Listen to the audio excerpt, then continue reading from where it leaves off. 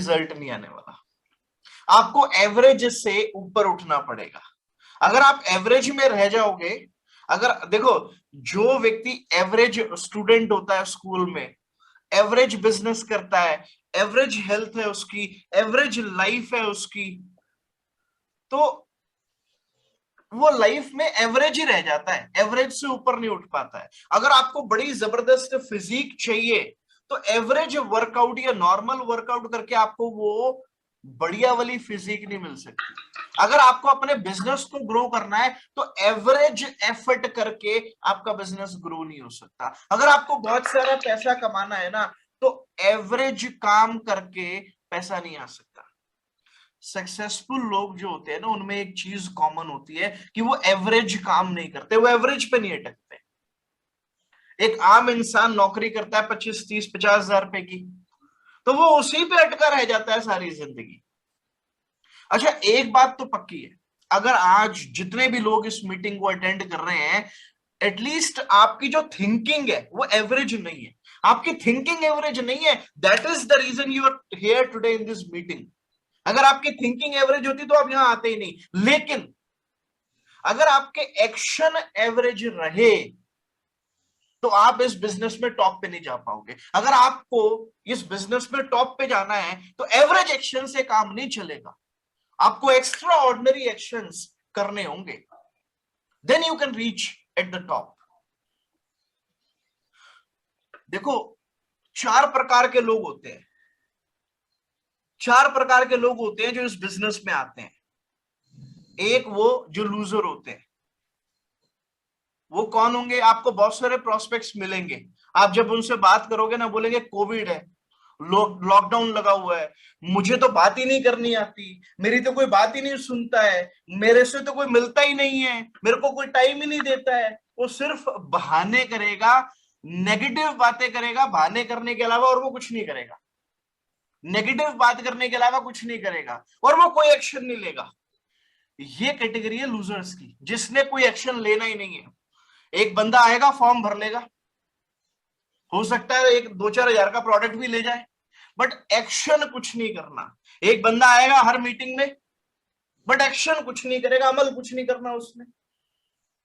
वो category losers की है।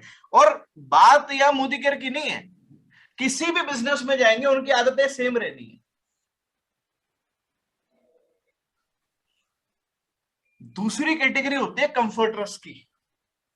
ये वो लोग हैं जो अपनी लाइफ में ना कंफर्टेबल रहना चाहते हैं।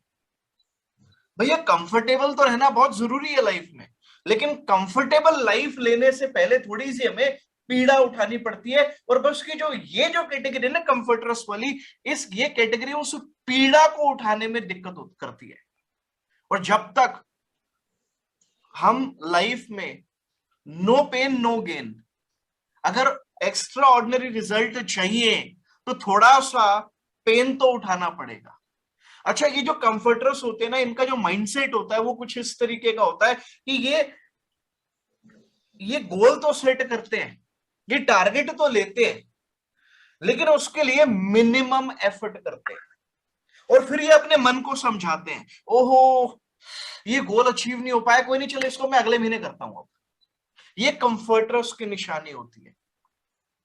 ये बहुत सारे ये जो कंफर्टर्स वाली कैटेगरी होती है ना, ये डिसाइड करेंगे कि चलो इस महीने मेरे को 1000 पीवी करना है, बट हुआ 200, चलो कोई नहीं अगले महीने देखता हूं। ऐसा क्यों हुआ? या तो आप 1000 पीवी का गोल ना लो। अगर आपने 1000 पीवी का गोल ले लिया, 900 हो गई समझ में आता है, 800 हो गई समझ में आता है, 1100 हो गई तो और भी अच्छी बात है, बट 1000 बोल के 200 हुई वो समझ में नहीं आता है। ये कंफर्टर्स का काम होता है, जो अपने आप को ना सेट गोल तो बना लेंगे, लेकिन अपने आप को सेटल कर लेंगे, चलो जितना हो गया कोई बात नहीं। अपने आप को ना सेटल नहीं करना है हमने। हमें इस अगर आप इस बिजनेस में आए हो ना, मोदी केयर में आए हो, तो कंफर्टर वाली कैटेगरी में तो कभी मत रहना। और अगर सच में इस बिजनेस में ग्रो करना चाहते हो ना भैया, मत बनना कंफर्टेबल, बाहर निकलो कंफर्टर वाली कैटेगरी से। I don't want you guys to stay in the comforter category, at least come in the third category जो मैं आपसे बात करने वाला हूं। थर्ड कैटेगरी है एवरेजर्स, ये फिर भी बेटर है पहली दो कैटेगरी से। ये कैटेगरी कौन सी होती है? ये वो करते हैं जो इनको करना होता है, बट इनकी समस्या ये है कि जो कुछ भी करते हैं इनको छोटी सक्सेस भी मिल जाती है, ये पैसे भी बनाते हैं, ये उन कंफर्टर्स से और लूजर्स से ऊपर वाली कैटेगरी में आते हैं, ये थोड़े से कंसिस्टेंट भी होते हैं, ये छोटी मोटी अचीवमेंट्स भी लेते रहते हैं, ये अपने गोल्स के लिए कमिटेड भी होते हैं, लेकिन ये वो मैसिव सक्सेस नहीं हासिल कर पाते। मालूम है क्यों? क्योंकि ये लोग अपने गोल तो सेट करते हैं लेकिन काम उतना ही करते हैं जितना रिक्वायर्ड है, उससे ज्यादा काम नहीं करते। भाई मेरा टारगेट है इस महीने 2000 पीवी करने का, तो 2000 कर दूंगा। मैं क्यों करूं 2200? मैं क्यों करूं 3000? मैं नहीं करता 3000, मेरा टारगेट तो 2000 का है। ये एवरेज लोगों का माइंडसेट होता है। आप कौन सी कैटेगरी में हो? वैसे एक चौथी कैटेगरी भी है मेरे पास में। अभी तक आप कौन सी कैटेगरी में अपने आप को देखते हो? लूजर, कंफर्टर या एवरेजर? चौथी कैटेगरी भी बताने वाला हूं वैसे मैं अभी। भैया अगर इस बिजनेस को कर रहे हो तो एटलीस्ट मेरी हाथ जोड़ के रिक्वेस्ट है, पहले दो कैटेगरी में तो बिल्कुल मत रहना। एटलीस्ट एवरेजर वाली कैटेगरी में आ जाना। एवरेजर वो व्यक्ति होता है जो टारगेट सेट करके उसको भले ही ज्यादा ना करे, भले ही टॉप पे ना आए, भले ही टॉप 10 अर्नर्स में ना आए कंपनी में, बट एटलीस्ट वो अपने टारगेट जरूर पूरे कर लेता है। At least be averager. हाँ, लेकिन एक कैटेगरी और होती है, उस कैटेगरी को बोलते हैं अनस्टॉपेबल्स। ये अनस्टॉपेबल होती है, इसको आप रोक नहीं सकते। ये वो लोग होते हैं जो मैसिव प्लानिंग करते हैं, मैसिव एक्शन करते हैं, रिमार्केबल सक्सेस हासिल करते हैं, और जीतना इनकी आदत है, सक्सेस इनकी एडिक्शन है। और जो टारगेट ये लेते हैं उस टारगेट से ज्यादा काम करके दिखाते हैं। और ये वो लोग होते हैं अपने एक्शन से, अपनी सक्सेस से, अपने रिजल्ट से अपनी टीम को एनकरेज करते हैं, दूसरों को इंस्पायर करते हैं, दूसरों को भी अपने कंफर्ट से बाहर निकलने के लिए एनकरेज करते हैं, उनको मोटिवेट करते हैं।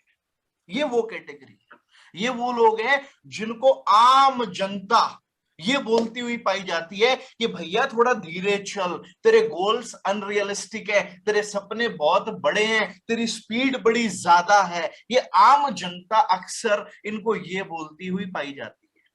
लेकिन ये क्या बोलते हैं? I want make things happen, I will do it and I can do it. ये मेरा मिशन है, मैं इसके ऊपर काम कर रहा हूं। I will not stop until I reach at the top.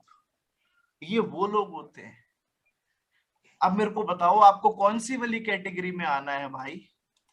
पहली, दूसरी, तीसरी, चौथी? चैट बॉक्स में मेरे को लिख के बताना जरा एक बारी, कौन सी कैटेगरी में आना चाहते हो आप लोग?